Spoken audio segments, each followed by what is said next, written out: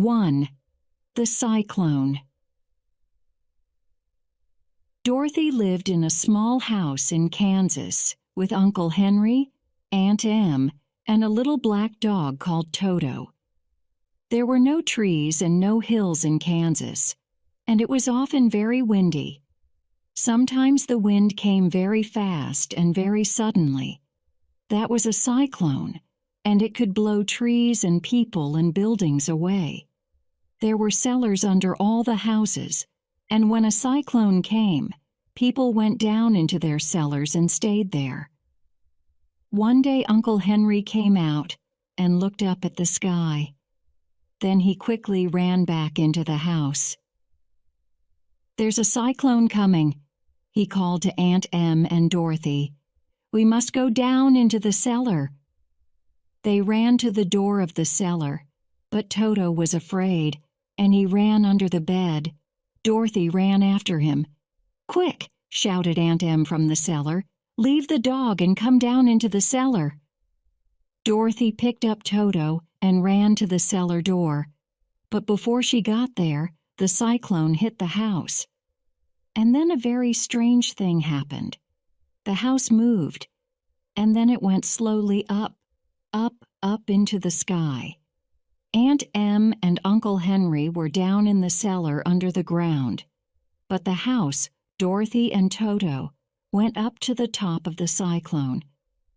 Dorothy looked through the open cellar door and saw hills and houses a long way down.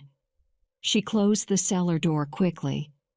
The wind blew the house along for many hours. At first, Dorothy was afraid. "But we can't do anything about it," she said to Toto. "So let's wait and see." And after 2 or 3 hours, she and Toto went to sleep. When Dorothy opened her eyes again, the house was on the ground and everything was quiet. She picked up Toto, opened the door, and went out. They saw tall trees and beautiful flowers and little houses with blue doors. Dorothy gave a little cry. "This isn't Kansas, Toto. And who are these people?" There were 3 very short men in blue hats, coats and trousers, and a little old woman in a beautiful white dress. The woman walked up to Dorothy and said, "Thank you, thank you. Now the people are free." "Why are you thanking me?" Dorothy asked. "You killed the Witch of the East," said the woman. "She was a bad witch, and her people, the Munchkins, were very afraid of her. Now she is dead, and we and the Munchkins want to thank you." The little old woman and the 3 little men all smiled happily at Dorothy, but Dorothy did not understand. "But I didn't kill anybody," she said. "Your house fell on the witch," laughed the little woman. "Look, you can see her feet." Dorothy looked and saw 2 feet with red shoes under the house. Suddenly, one of the Munchkins gave a shout. "Look, her feet are disappearing in the hot sun." A second later, there were only the red shoes. "Good," said the little woman. She picked up the shoes and gave them to Dorothy. "They're your shoes now. You must wear them, because a witch's shoes can sometimes do wonderful things." "Thank you," said Dorothy. "But who are you? Are you a Munchkin?" "No, but I'm their friend. I'm the Witch of the North, and I've come to see the dead Witch of the East. But don't be afraid, I'm a good witch." "But Aunt Em says there aren't any witches." "Oh, yes, there are," said the witch. "Here in the country of Oz we have 4 witches. The witches of the North and the South are good witches, but those of the East and the West are bad witches. Now the Witch of the East is dead, so there is only one bad witch. We have a famous wizard, too. We call him the Wizard of Oz, and he lives in the Emerald City. How many witches and wizards do you have in your country?" "We don't have any," said Dorothy. Suddenly she remembered Aunt Em and Uncle Henry. "How can I get back home to Kansas?" she asked. "Where is Kansas's?" asked the good witch. "I don't know a country called Kansas, so I can't tell you the way." Dorothy began to cry. "Oh dear, what can I do?" "Please don't cry," said the witch. "Go and see the Wizard of Oz. He's a good wizard, and perhaps he can help you. It's a long way, and you must walk there. I can't go with you, but I can give you my kiss." She gave Dorothy a little kiss. It looked like a small red flower on Dorothy's face. "Now nothing can hurt you," she said. "Look, there is the road to the Emerald City. It is made of yellow bricks, so you cannot lose your way. Goodbye." "Goodbye," said the three little munchkins. In the house, Dorothy found some bread and some apples, and she put them all in a bag. Then she put on her blue and white dress. "Now I look nice," she said. She looked down at her old shoes. Then she remembered the bad witch's red shoes and put them on. She picked up her bag of food. "Come on, Toto," she called. "We're going to find the Wizard of Oz, too." The Yellow Brick Road. Dorothy and Toto walked along the yellow brick road for a long time. When they were tired, they stopped in a field by the road. Not far away, there was a scarecrow, and Dorothy and Toto walked across to look at it. "Good day," said the scarecrow. "Oh," said Dorothy, "you can speak." "Of course I can speak," said the scarecrow. "But I can't move. Up here on this pole. I'd like to get down. Can you help me?" Carefully, Dorothy took the scarecrow off his pole. "Thank you very much," said the scarecrow. He moved his arms and legs, and straw went everywhere. "Who are you?" he asked. "And where are you going?" "I'm Dorothy, and I'm going to the Emerald City. I want to go home to Kansas, but I don't know the way. I'm going to ask the Wizard of Oz for help." "Where is the Emerald City?" I asked the scarecrow. "And who is the Wizard of Oz?" "I don't know anything, you see, because I have no brains in my head, only straw." "Oh dear," said Dorothy. "I'm very sorry." "I would very much like to have some brains," the scarecrow said.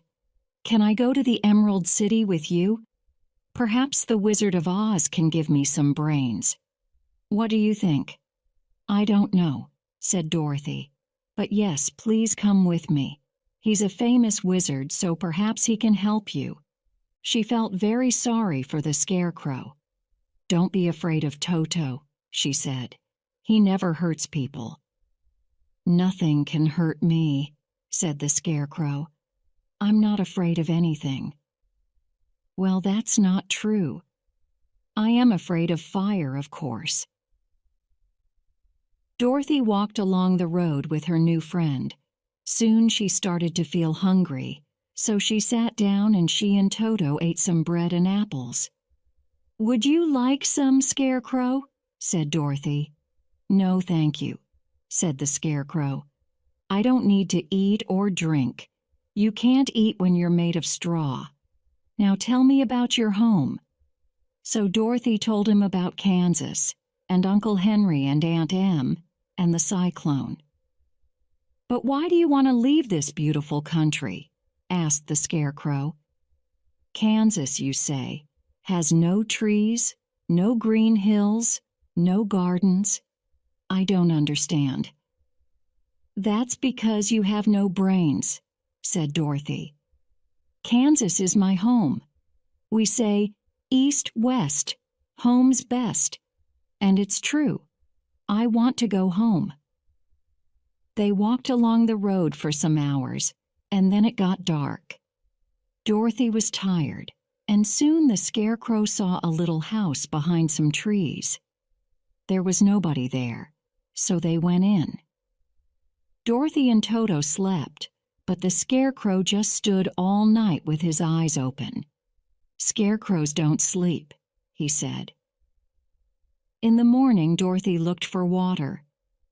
"Why do you want water?" Five asked the Scarecrow. "Toto and I are thirsty, and I need to wash." "I'm sorry for you," said the Scarecrow. "You need a lot of things, but you have brains, and you can think, and that's wonderful." They found some water, and Dorothy washed. Then she and Toto ate some bread. Suddenly they heard a shout from the trees near the house, and they all ran out of the house to Ayuk. They saw a man by a big tree with an axe in his hand. He was made of tin. He stood very still and shouted, "Help!" again and again. "What can I do for you?" asked Dorothy. "I can't move," said the Tin Man. "Please oil me. There's an oil can in my house." At once, Dorothy ran back to the house and found the oil can. Then she came back and, with the Scarecrow's help, she carefully oiled the Tin Man. Slowly, he began to move, first his head, and then his arms and legs. "Thank you," he said. "I feel better now." He put down his axe. "I went out in the rain, you see, and water is very bad for a tin body. I was there for a long time, and nobody came to help me." "We stopped at your house for the night," Dorothy said, "and we heard your shout this morning." "Where are you going?" asked the Tin Man. So Dorothy told him about the Wizard of Oz. "I want to go back to Kansas, and the Scarecrow wants some brains," she said. The Tin Man was very interested. "Can the wizard give me a heart, do you think?" "I have no heart, so I can't love or feel. I would very much like to have a heart." "Come with us," said the Scarecrow. "Yes," said Dorothy. "And then you can ask the wizard for help, too." So they all walked along the yellow brick road. There were many tall trees next to the road, and sometimes the three friends heard noises from animals behind the trees. Dorothy did not like these noises very much. "How far is it to the Emerald City?" she asked the Tin Man. "Do you know?" "It's a long way, I think," said the Tin Man. We must be careful because—" But just then, a big lion suddenly ran out of the trees into the road. It opened its mouth, it had long yellow teeth, and began to run after Toto. Dorothy was afraid for Toto. She ran up to the lion and hit it on the nose with her bag. "Don't hurt my dog," she cried angrily. "He's smaller than you." "I didn't hurt him," said the lion.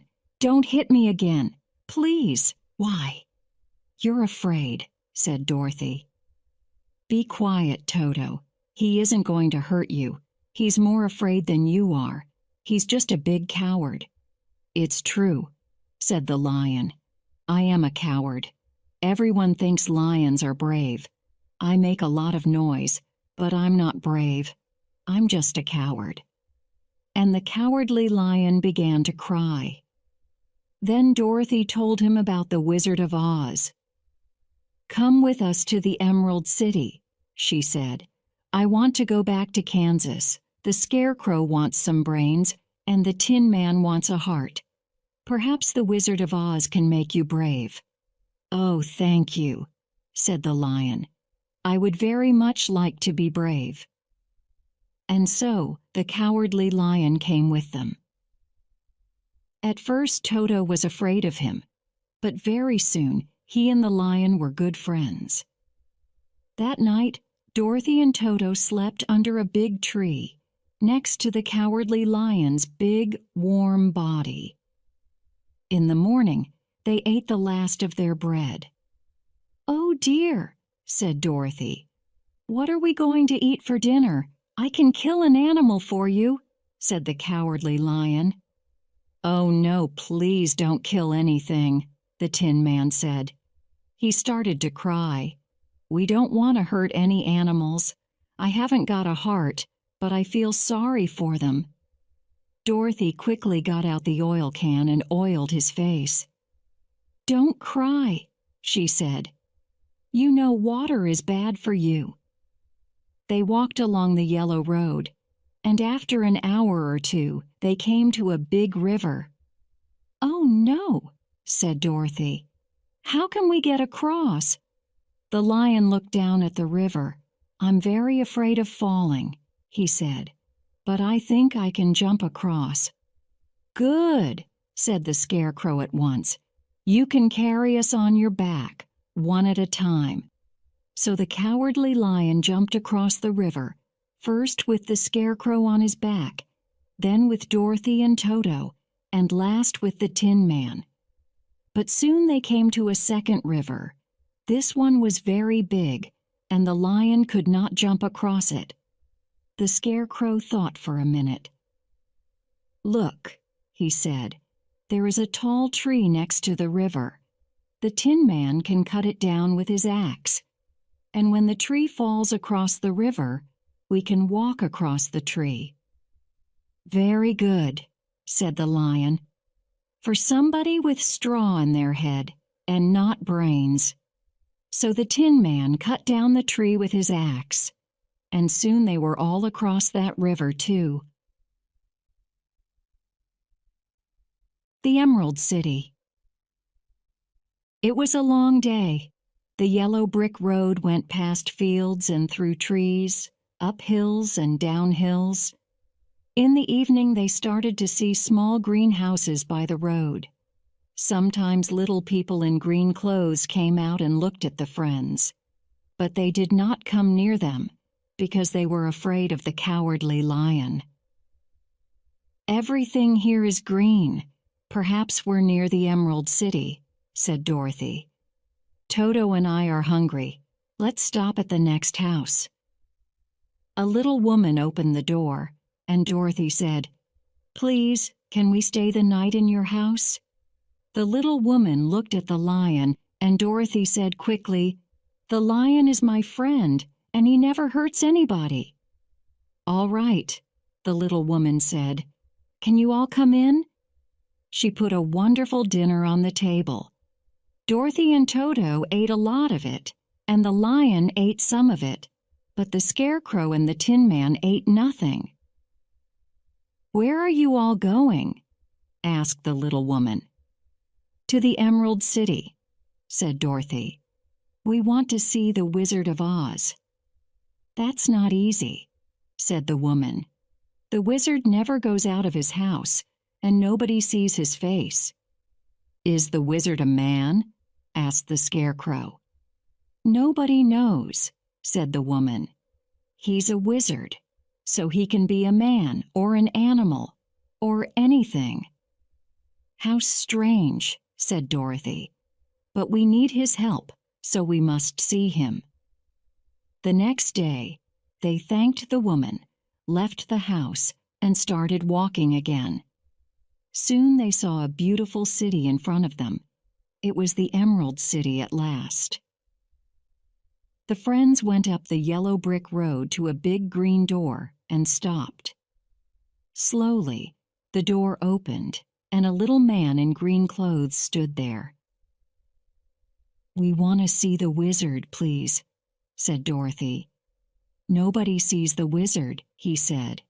"He is a very good and very famous wizard, but nobody can see him." "We must see him," said Dorothy. "Please ask him." "All right," said the green man. "I can take you to his house, but first you must all put glasses on."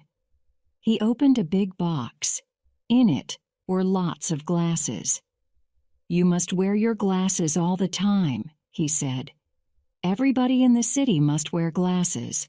The wizard says this." So they all put on glasses. The green man put on some glasses too, and then he took them through the Emerald City. Everything in the city was green, Men, women, children's houses, shops, streets. The green man took them to a very big house, and they went into a long green room. "Wait here," he said. After a short time he came back. "You can see the wizard," he said, "but you must go to him one by one. He wants to see the little girl first." Then he went away, and a green girl came in. She took Dorothy to a tall green door. "The wizard is in there," said the green girl. "He's waiting for you." Dorothy went in. On a green chair was a very, very big head. There was no body or arms or legs, only a head. Its mouth opened, and the head said, "I am Oz." "Who are you, and what do you want?" "I am Dorothy," said the child bravely. "Where did you get those red shoes?" "From the bad witch of the East," said Dorothy. "My house fell on her and killed her." "What is that thing on your face?" "A kiss. The good witch of the North kissed me," said Dorothy. "I need help, and she told me about you." "And what do you want?" "I want to go home to Kansas," answered Dorothy, "but I don't know the way. Please help me to get home." The big eyes opened and closed, opened and closed. Then the mouth opened and the head spoke again. "Well," he said, "perhaps I can help you, but first you must do something for me." "What do you want me to do?" asked Dorothy. "Kill the bad witch of the West." "But I don't want to kill anybody," said Dorothy. "You killed her sister, and you are wearing her shoes. Go how and kill the witch of the West." The little girl started to cry. "But how can I kill the witch?" she said. The big eyes opened and looked at her, but the head did not answer. Dorothy went away, and then her friends went into the wizard's room. First the Scarecrow, then the Tin Man, and last the Lion. Later, they all met in the long green room and talked. Dorothy told her friends about the head. "That's interesting," said the Scarecrow. "I didn't see a head. I saw a beautiful woman. I asked her for some brains and she said, 'Yes, but first you must help Dorothy to kill the witch of the West.' I saw a big animal with 2 heads," said the Tin Man. "I asked for a heart. The animal said, 'I can give you a heart, but first you must help Dorothy to kill the witch of the West.'" "What did you see, Lion?" "I saw a ball of fire," said the Cowardly Lion. "I said, 'I'm a coward. Please make me brave.' And the fire said, 'When the witch of the West is dead, I can help you. But not before.' I was angry then," said the Lion, "but the ball of fire got bigger and bigger, so I ran away." "Oh, what are we going to do?" said Dorothy. "Well," said the Scarecrow, "we must find the witch of the West, and then we must kill her." The Witch and the Monkeys. The next morning they left the Emerald City. The Green Man took away their glasses and told them the way to the witch's house. "Everybody is afraid of the witch of the West," he said, "so be careful." The friends walked for a long time. The road was bad, and there were no houses, no fields, no trees. Now the witch of the West had a magic eye, and she could see everything. She saw the friends on the road, and she was angry. She put on her tall black hat and shouted, "Magic monkeys, come!" In a second, 40 monkeys arrived at her tall house. "What do you want?" they asked. "There are 3 people, a dog, and a lion on my road," she said. "Kill the people and the dog, but bring the lion here to my house. He can work for me at once," said the monkeys. And away they went. They broke the Tin Man's arms and legs. They took all the straw out of the Scarecrow and threw his clothes up into a tall tree. Then they took the Lion and carried him to a dark cellar under the witch's house. But they could not hurt Dorothy and Toto because of the good witch's kiss. So the monkeys picked them up very carefully and carried them to the witch's house. The witch saw the kiss on Dorothy's face and was afraid. But she did not tell Dorothy that. "You must work for me in my house now," she said to the child, "all day and every day. And remember, I am watching you all the time." Now Dorothy did not know this, but the red shoes were magic. The witch wanted those shoes very much, but Dorothy never took them off. She took them off when she washed, of course, but the witch never went near water. She was very, very afraid of water. Then, one morning, Dorothy's left shoe fell off. The witch picked up the shoe at once. "This is my shoe now," she shouted. "No, it isn't," shouted Dorothy angrily. "Give it back, Tom, at once." "No," said the witch. And then she tried to take Dorothy's right shoe, too. Dorothy loved her red shoes, and she was very angry. There was a bucket of water near the door. Dorothy picked up the bucket and threw the water at the witch. The water hit her in the face, and she cried out, "Help! Help! The water is killing me! The water is!" And then she disappeared. There was only her tall black hat and a long black dress. Dorothy looked and looked, but the witch was not there. Dorothy picked up her red shoe and put it on. "Now how can I help my friends?" she said. "Can I call the magic monkeys?" She picked up the witch's black hat and looked at it. "Perhaps I must wear this magic hat when I speak." So she put the hat on and called, "Magic monkeys, come." 5. The monkeys arrived in a second. "Please, can you help my friends?" 5 asked Dorothy. "Of course," said the monkeys. "We must always help the wearer of the magic black hat." They broke open the dark cellar, and the Cowardly Lion came out. "Free at last," he said. "Thank you." Then the monkeys found the Scarecrow's clothes and put some new straw in them. The Scarecrow laughed and jumped. "Thank you," he said. Next, the monkeys mended the Tin Man and gave him a new oil can. He moved his arms and legs. "I feel wonderful," he said. "Thank you." Dorothy told her friends about the witch and the water, and they were all very happy. Toto could not speak, but he jumped up and down very happily. "Now," said Dorothy, "we must go back to the Wizard of Oz. Magic monkeys, take us to the Emerald City. Don't forget the magic black hat," said the Tin Man. The monkeys carried them up into the sky, and 10 minutes later the friends were once again at the big green door of the Emerald City. Chapter 5. The Old Man from Kansas. The little green man opened the door. He gave them all glasses. Then he took them through the city to the wizard's house. There, in the long green room, the friends waited, and waited, and waited.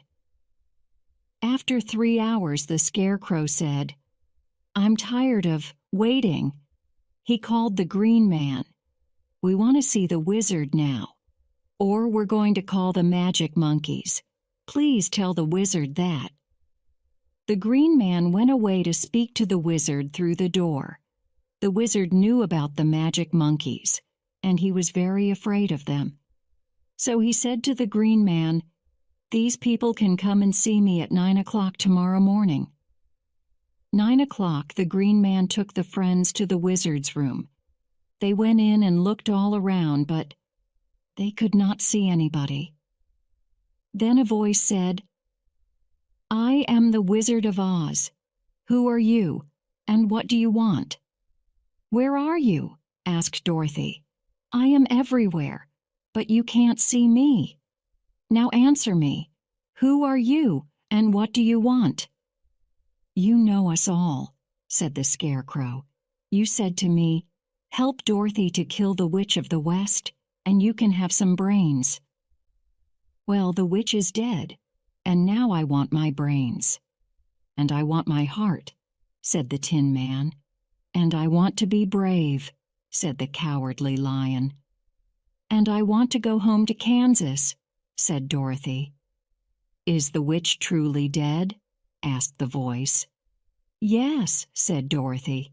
"I threw a bucket of water over her, and she disappeared." "Very well," said the voice. "Come again tomorrow. I must think about things first, and—" "No," said the Tin Man. "I want my heart now. I'm not going to wait another minute," said the Scarecrow. "And I'm going to eat you," the lion shouted very angrily. Toto was afraid. He jumped away from the lion and hit a screen near the wall. The screen fell over, and behind it the friends saw an old man with no hair.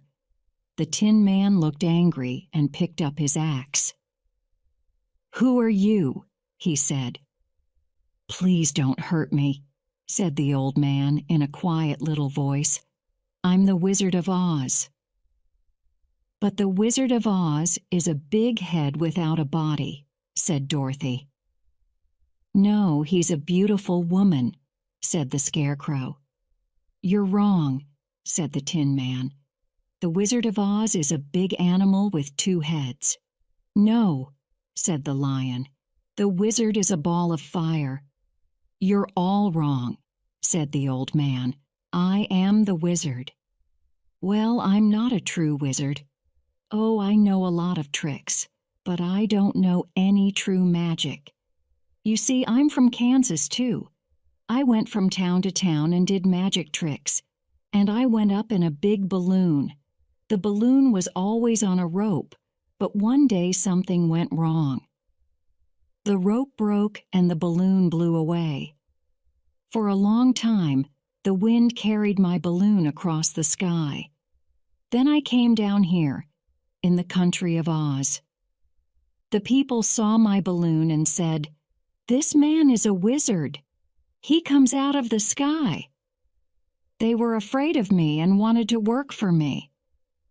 So they built this city for me, and I called it the Emerald City. Well, emeralds are green, so I made green glasses for everybody. That's why everything in the city looks green." The Scarecrow took off his glasses. "Oh," he said, "now I understand. The Emerald City isn't green. It just looks green. It's all a trick." "That's right," said the old man. "Well, all that happened many years ago. I never went out because I was afraid of the 2 bad witches. Now they are dead thanks to you, Dorothy. But I'm very sorry. I don't know true magic, so I can't help you." "You're a very bad man," said Dorothy. "No, my child. I'm a very good man, but I am a very bad wizard, that's true." "What about my brains?" said the Scarecrow. "You don't need brains. You understand things. You can think, you learn quickly. You're very clever."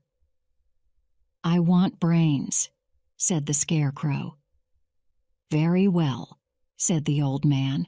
"I can give you some brains tomorrow morning." "What about my heart?" asked the Tin Man. "You don't need a heart," said the old man. "You laugh, you cry, you love, you feel sorry for people." The Tin Man looked angry and picked up his axe. "All right, please don't hurt me," said the old man. "I can give you a heart tomorrow morning." "I want to be brave," said the Cowardly Lion. "But you are brave. You do a lot of brave things." No, no, don't eat me. Come here tomorrow morning. I'm going to make you brave." "What about Toto and me?" asked Dorothy. "We can go up in my balloon," said the wizard. "The wind blew us here from Kansas. Perhaps it can blow us back to Kansas again." The next morning, the friends came again to the wizard's room. The old man was ready. He took a bottle with brains on it in big green letters and carefully opened the scarecrow's head. "Don't move. I'm putting your brains in," he said. "There, now you're the cleverest scarecrow in Oz." The scarecrow thanked him. Next, the wizard gave the Tin Man a small red heart. "Wear this always," he said. The Tin Man was very happy and thanked the wizard again and again. Then the old man took a bottle with BEBRAVE on it. "Drink this," he said to the Cowardly Lion. The lion drank. "Yes, yes, I feel brave," he shouted. "Very, very brave, thank you." The wizard smiled at them. "You didn't need my magic," he said. "But you're all happy now, and that's a good thing. Now, Dorothy," he said, "come and see my balloon. It's all ready. I mended it last night." They went out into the garden behind the wizard's house. The balloon was very big. There was a small box under it, and the Wizard of Oz jumped into the box. "Come on, Dorothy," he shouted. "We're going to Kansas. Say goodbye to your friends." Dorothy kissed the Scarecrow, the Lion, and the Tin Man, and said goodbye. "Come on, Toto," she said. "We're going home to Kansas. We're going to see Aunt Em and Uncle Henry." But just then, Toto saw a cat. He jumped out of Dorothy's arms and ran after it. "Toto!" called Dorothy, and she started to run after him. Chapter 6. East, West, Home's Best. "Leave the dog and come quickly," shouted the wizard. "The rope's going to break." Dorothy picked Toto up and ran. "Wait," she shouted. But before she got there, the rope broke, and the balloon went up, up, up into the sky. They heard the old man's voice, very far away. "Ask the Witch of the So-Ooouth." Then the balloon disappeared, and nobody saw the Wizard of Oz again. Dorothy began to cry. "Oh, how can I get home now?" "Put on the magic black hat," said the Scarecrow, "and ask the magic monkeys for help. Perhaps they can find the Witch of the South and bring her here." "Clever Scarecrow," said Dorothy. She put on the magic hat and called for the magic monkeys. When they arrived, she said, "Please find the Witch of the South and bring her here to the Emerald City." And 5 minutes later, a beautiful woman with long red hair arrived. "I am Glinda, the Witch of the South," she said. "What can I do for you, my child?" "I want to go home to Kansas," said Dorothy. "Please, can you help me?" "Ask your shoes," smiled the good witch. But Dorothy did not understand. "Your red shoes," said Glinda, "are magic shoes. They can carry you home. Just close your eyes and say, 'East, West, home's best.' Then jump." "Oh, thank you," cried Dorothy happily. She kissed her friends and said goodbye again. Then she picked up Toto and closed her eyes. "East, West, home's best," she said, and jumped. There was a noise like a wind, and suddenly Dorothy was in the sky. The red shoes fell off her feet, and she never saw them again. When she opened her eyes, there she was, back in Kansas, and there were Aunt Em and Uncle Henry in a field by a new little house. "Dorothy!" cried Aunt Em. She ran and took Dorothy in her arms.